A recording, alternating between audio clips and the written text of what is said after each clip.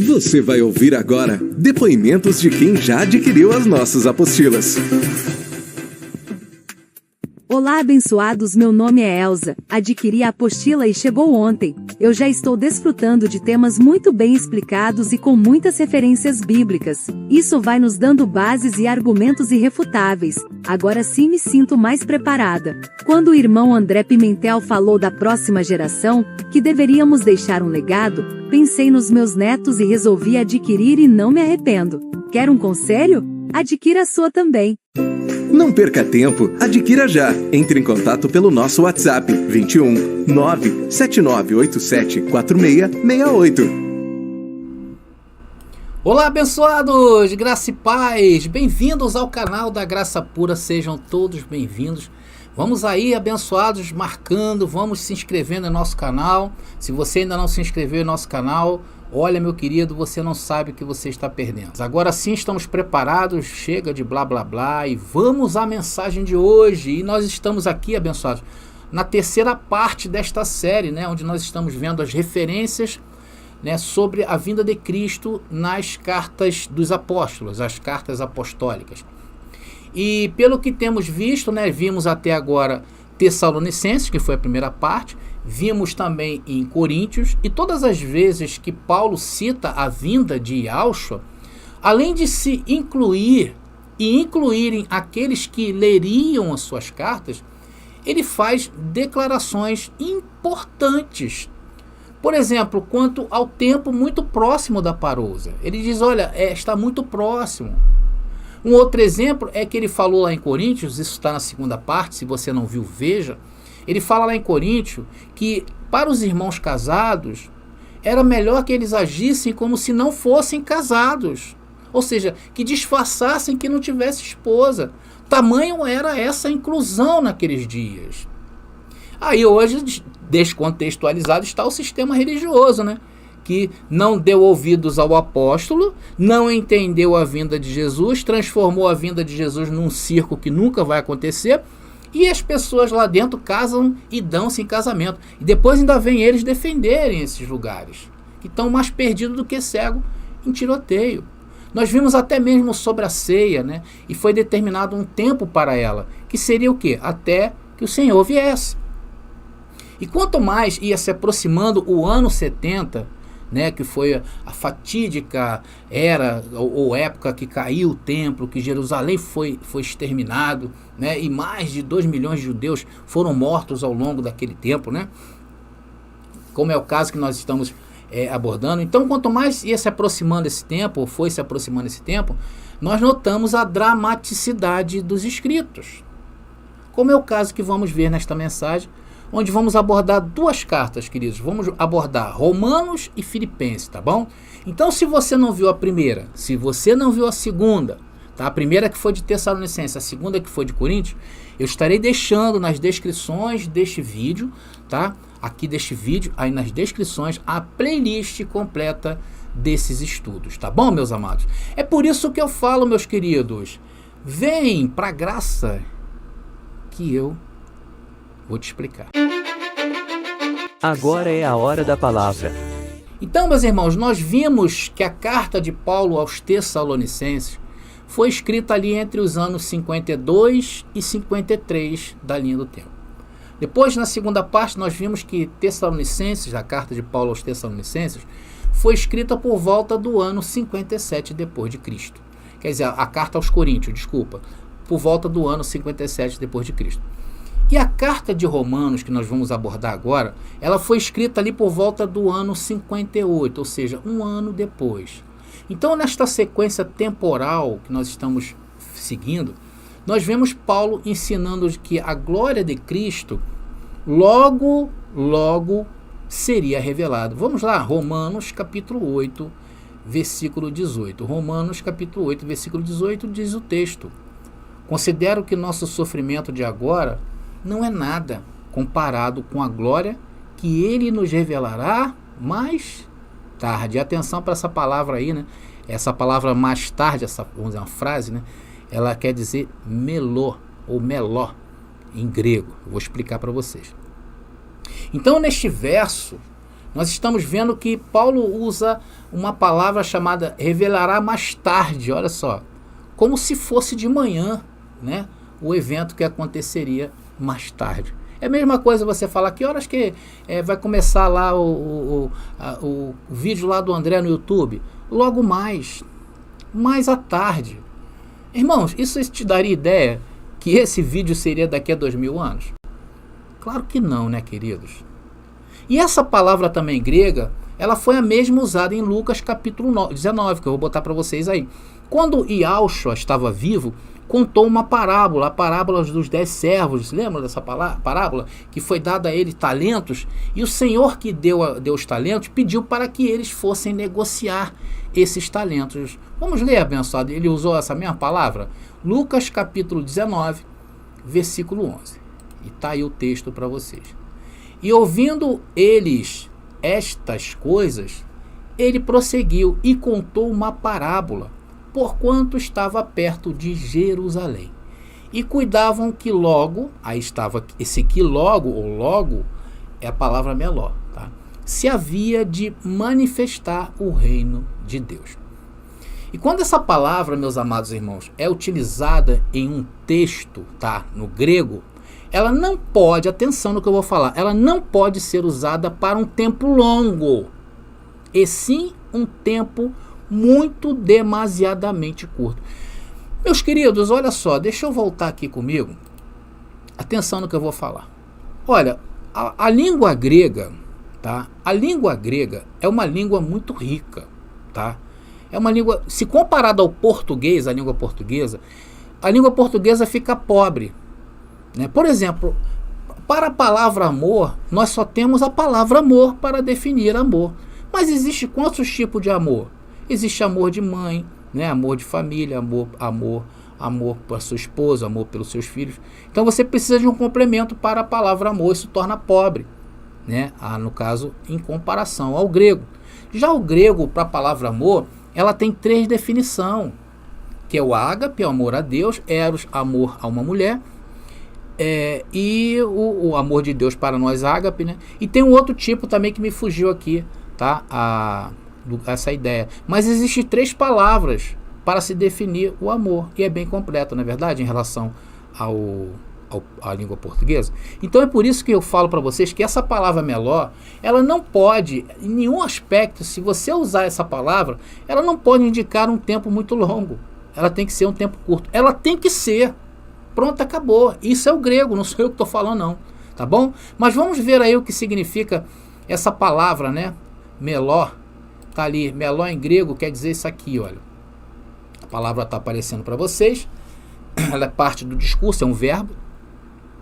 A definição é estar prestes a. O uso dela, estou prestes a acontecer. Ou seja, não há possibilidades de jogar, por exemplo, textos que se referem a parousia, principalmente no que tange ali Romanos, e há muitas delas que nós estamos vendo aos dias de hoje. Então, meus amados irmãos, essa glória é o novo de Deus. Seria o passar do império das trevas, a lei que o povo vivia, né? Seria o passar desse império das trevas para o reino do Filho do seu amor, que é a graça. O apóstolo afirma que já era a hora de seus leitores acordarem do sono. Paulo usa essa expressão, porque a salvação estava agora mais perto deles do que quando abraçaram a fé cristã.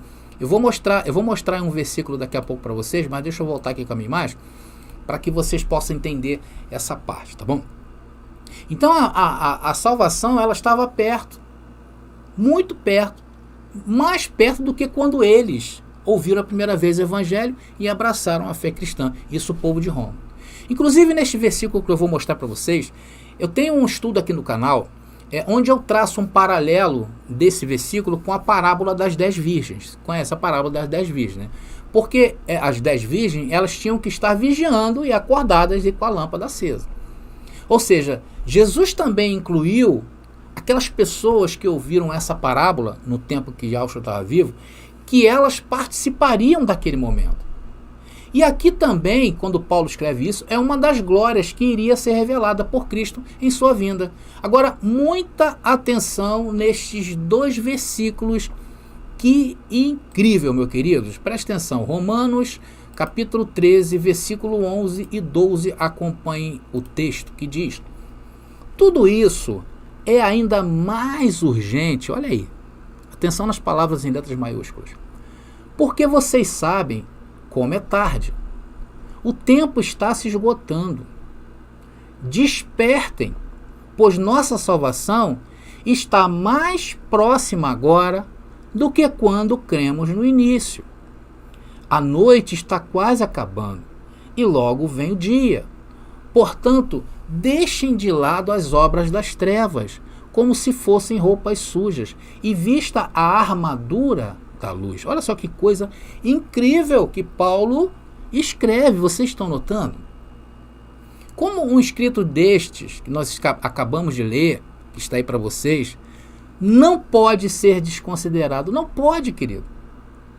Ou então considerar, né, como os teólogos do sistema religioso afirmam, que Paulo tinha que dar dramaticidade a isso. Eles falam assim, não, porque Paulo tinha que dar dramaticidade, porque aqueles irmãos tinham que manter, né, tinham que se manter ligado, porque ninguém sabia o dia e a hora. Irmãos, isso é uma desculpa esfarrapada do sistema religioso. Então, se nós olharmos para dentro hoje desses lugares, é uma bagunça. Sim ou não? Eles estão preocupados com a vinda de Jesus? Você aí que está assistindo, ouvindo, seja sincero. Você que é do sistema religioso ainda, você ouve mensagens aí falando sobre a vinda de Jesus? Eu não ouço. Então essa é uma desculpa muito da braba do sistema religioso para colocar as pessoas em total descompasso com as escrituras. É isso que eles fazem. Sabe por que nós não podemos pensar que este versículo ele se refere aos dias de hoje? Sabe por quê, abençoado? Eu vou colocar aqui uma sequência para vocês. Tá? Primeiro, atenção.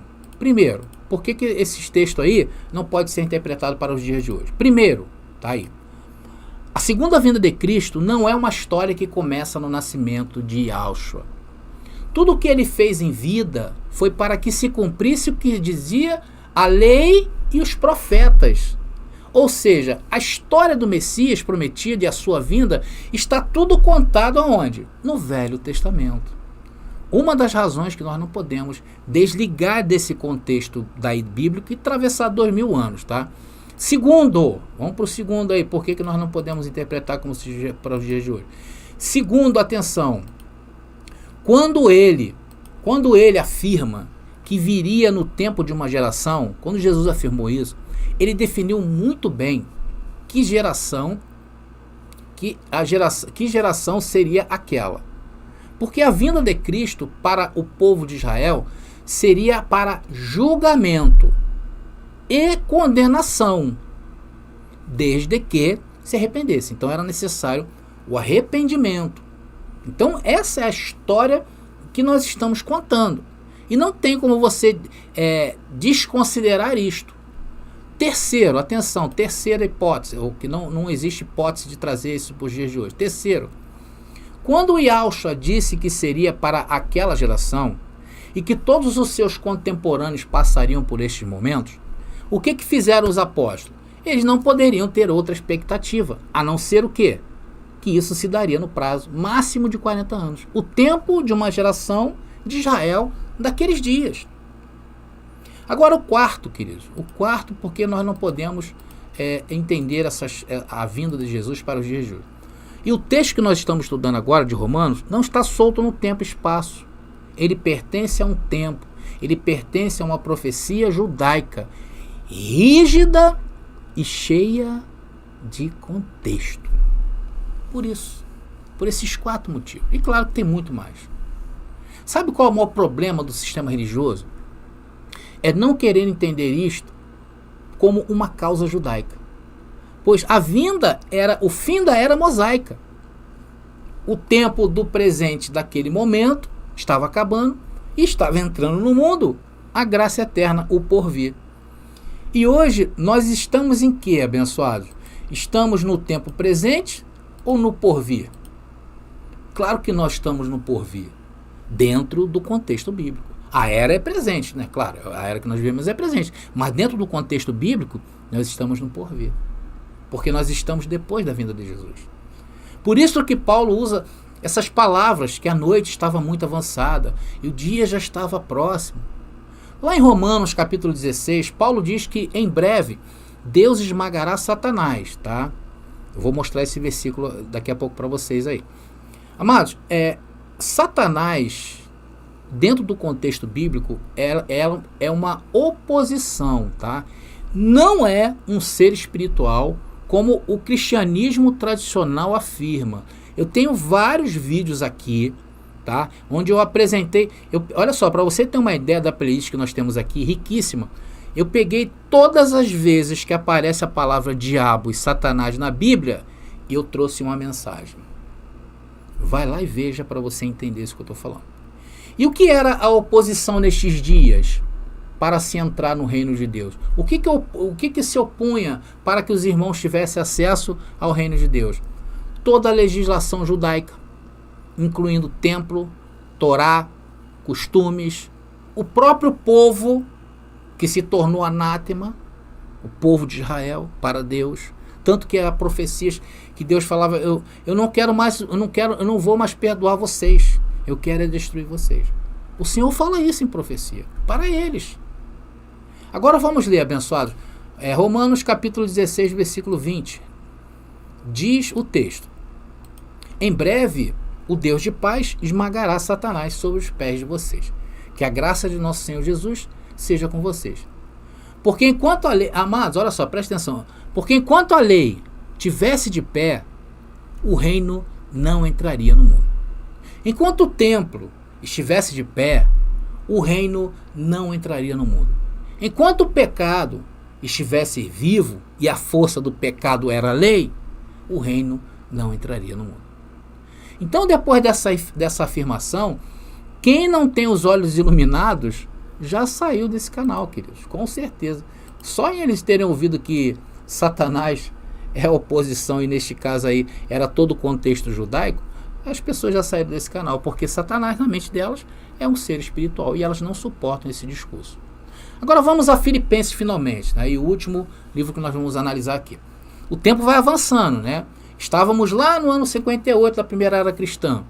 Vamos dar um salto agora para o ano 62, que foi o ano em que foi escrita a carta de Paulo aos Filipenses. E agora estamos mais próximo ainda do dia do juízo final para Israel.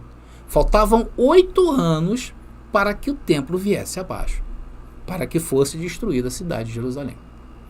Essa carta de Filipenses, ela tem várias referências ao dia de Jesus Cristo. O apóstolo anunciava novamente que o Senhor está próximo. Vamos ver Filipenses capítulo 4, versículo 5. Filipenses capítulo 4, versículo 5 diz: que todos vejam que vocês são amáveis em tudo o que fazem. Lembre-se de que o Senhor virá em breve. Logo, a atmosfera que cercavam aqueles que ouviam os apóstolos era que algo iria acontecer naqueles dias. E já estava acontecendo.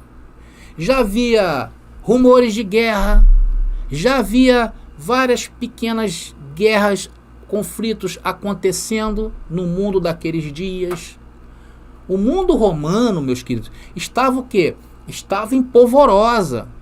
Muitas colônias que eram dominadas por Israel, inclusive por Roma, inclusive Israel, já estavam insurgindo contra Roma. Naquele período já estava começando a acontecer. Havia fome espalhada pelo mundo. Quando eu falo o mundo, meus queridos, é o mundo daqueles dias, tá bom? Que você se acostume a isso. É muito importante você saber isso. Quando a Bíblia fala de mundo, ela não fala do mundo, ela fala sim de mundo cosmos, dependendo do seu contexto, tá legal? Dependendo do original que está escrito. Então você tem que entender também o de original, por isso que é importante você ter base para falar. Então já havia fome espalhada pelo mundo, tinha muitas atrocidades contra a população acontecendo.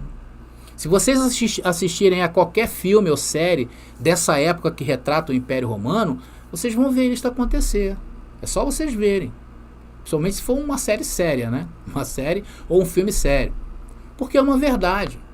E os apóstolos que receberam do Senhor essa incumbência, né, essa missão, eles tinham o quê? Um objetivo muito claro em seus discursos. Por isso que diziam, né, o Senhor está ali no amanhecer, ou então o Senhor virá à tarde, porque agora é de manhã, ou então é de noite, já vai amanhecer, o Senhor virá.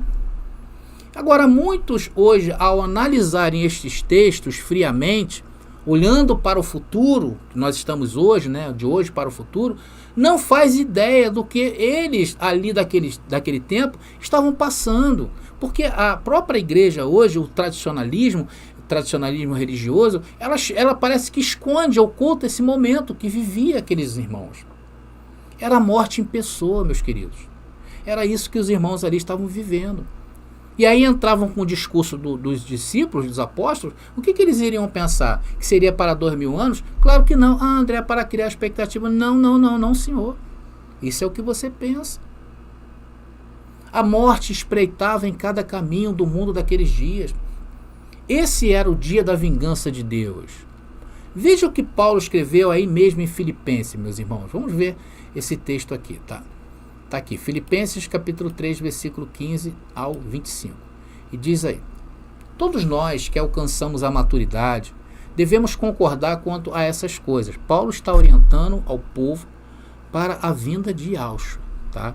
Se discordam em algum ponto, confio que Deus o esclarecerá para vocês. Contudo, devemos prosseguir de maneira coerente com o que já alcançamos. Deixa eu ver se já... Com o que já alcançamos. Irmãos, sejam meus imitadores e aprendam com aqueles que seguem nosso exemplo. Vai continuar aí, tá bom, querido? Tá aí a segunda parte. Pois como lhes disse muitas vezes, e o digo novamente com lágrimas nos olhos, olha o tamanho da dramaticidade de Paulo.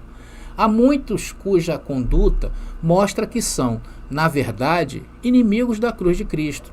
Estão rumando para a destruição. O Deus deles é o seu próprio apetite, ou seja, algumas versões traz ventre, né? Vangloriam-se de coisas vergonhosas e pensam apenas na vida terrena. Terminando agora. Só que eu não botei aqui. Deixa eu ver se dá para dar uma iluminadinha aqui rapidinho, que a gente entenda melhor o que está escrito. Tá aí. Nossa cidadania, no entanto, vem do céu, e de lá aguardamos ansiosamente a volta do Salvador, o Senhor Jesus Cristo. Ele tomará nosso frágil corpo mortal e o transformará num corpo glorioso, como o dele, usando o mesmo poder com o qual submeterá todas as coisas a seu domínio. Essa era a promessa para os irmãos que viveram naqueles dias tenebrosos, dias de tremenda ignorância. E Yahshua falou que, ai das grávidas, não é verdade? Olha o tamanho da dramaticidade que Jesus usa para alertar o povo. Paulo disse, é casado, finge que não é. Isso não era uma brincadeira. Isso foi verdade e aconteceu naqueles dias. E hoje nós estamos aqui, glorificando ao Senhor, por ter o quê? Iluminado as nossas mentes. Hoje nós podemos dizer, Abba Pai, de ter nos tirado de um lugar onde se prega que a vinda do Messias é para daqui, de hoje, para um futuro indeterminado e incerto, porque catástrofes sempre vão acontecer, evolução sempre vai acontecer. E aí? Totalmente desprendido do contexto judaico. Veja bem, meus queridos, isso é ignorar o Antigo Testamento. Isso é ignorar as profecias. Isso é ignorar a própria lei. Porque Israel foi julgado segundo a Torá e foi condenado.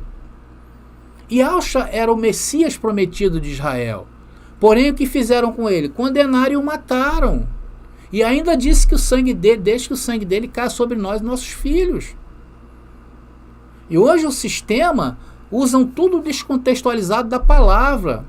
Vejam bem, expulsam demônios usando o sangue de Yahshua. Isso é uma blasfêmia, meus queridos. Se você entender o que a palavra demônio quer dizer, é uma blasfêmia. Apregam pecados ao mundo. O que é isso? É uma blasfêmia. Dizem que ele ainda virá, jogando na latrina a Bíblia. Isso é uma blasfêmia. se reúne para celebrar a ceia do Senhor num tempo desse. Isso é blasfêmia. E assim caminham, né, todos esses aí do cristianismo tradicional. Por isso que eu oro a Deus, para que Deus incentive vocês, que ilumine vocês com entendimento, com mais entendimento, porque nós precisamos mostrar isso ao mundo. Por isso a importância de canais iguais a este. Por isso que nós devemos nos preparar, nós devemos nos qualificar. Precisamos dominar muito bem esse assunto. Nós precisamos dominar isto. Por esta razão, não podemos medir esforços para isso. Não podemos ficar retrógrados quanto a isto, meus irmãos.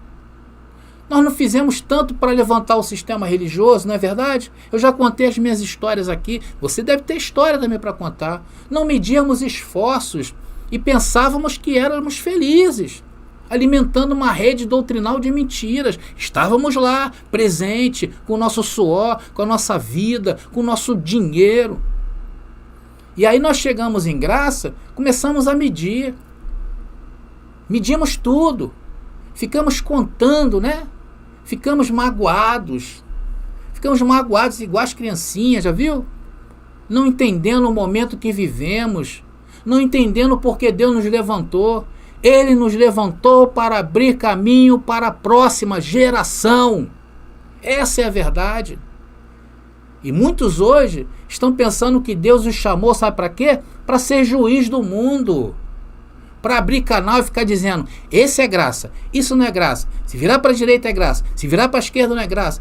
Abençoados não é assim. Viraram juízes. Isso, meu irmão, sabe o que é isso? São pessoas camufladas que estão em graça do sistema religioso. É isso. E elas estão sendo usadas para te destruir. Para destruir o que Deus te deu. Para destruir todo esse legado que temos que deixar para a próxima geração. E tem muita gente que se põe aí a ficar escutando carroças vazias.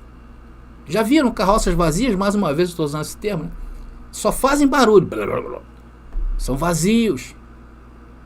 Aí chegam em graça, querendo espreitar a sua liberdade, dizendo o que você deve fazer, o que você não deve fazer. Isso é graça, aquilo ali não é graça.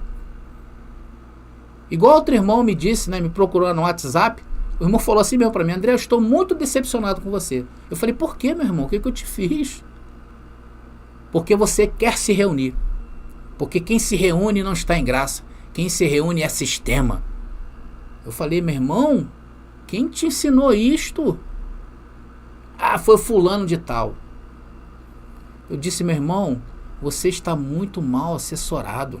Não falei do irmão, né? Não falei mal do irmão, não. Não fui chamado aqui para fofoca. Só disse que ele estava muito mal assessorado. Muito. É, abençoado. Nós fomos chamados para preparar o caminho dos nossos netos, da próxima geração. Essa é a grande verdade. Bom, abençoados, estamos encerrando essa mensagem e vimos mais duas cartas de Romanos e Filipenses. E podemos comprovar que à medida que chegava o ano 70, mais os seus escritos iam ficando dramáticos, iam ganhando contornos de destruição realmente. E essa é a prova de que os discípulos sabiam muito bem porque falavam assim, incluindo todos para aquele grande evento que estava bem próximo de acontecer. Na próxima mensagem nós vamos analisar a carta de Paulo a Timóteo.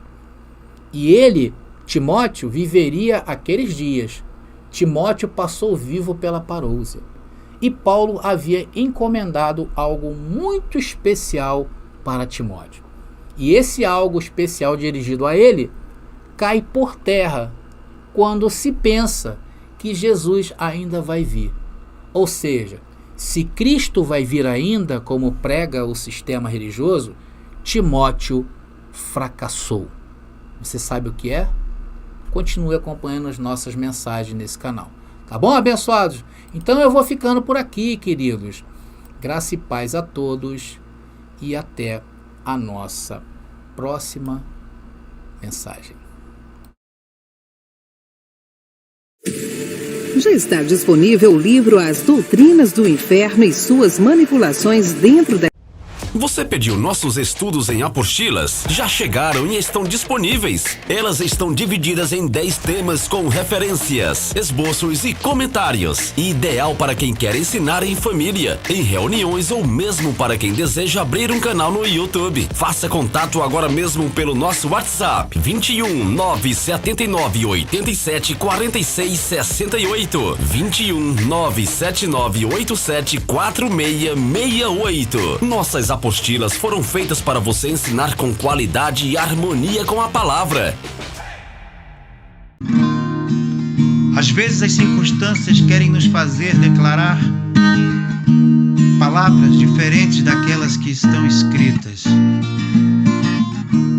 Mas a minha vida está baseada na palavra de Deus, naquilo que está escrito. Quando eu penso que sou fraco, aí é que eu sou forte. E assim declara a tua palavra, Senhor. Quando penso que sou fraco, aí é que eu sou forte. A minha força vem de ti. Quando penso que não posso, eu posso em ti, minha fortaleza tu és. Quando penso que não tenho nada, minha provisão é o Senhor, sou herdeiro teu. É assim, Senhor, quando penso que sou fraco, sou forte, a minha força vem de ti. Quando penso que não posso, tudo eu posso em ti, minha fortaleza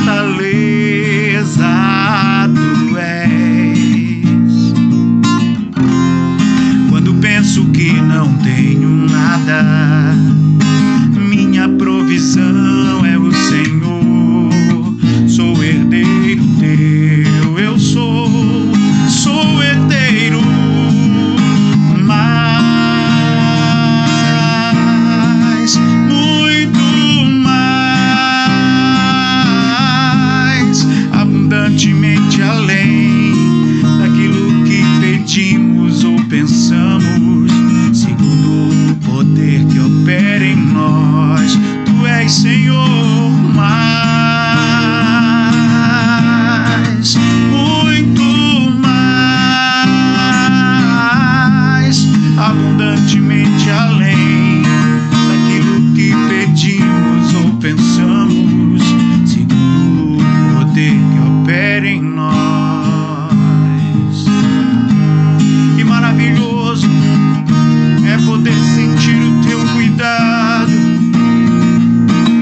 e o poder da tua palavra que traz à existência aquilo que não é. Eu posso ver e crer que tu és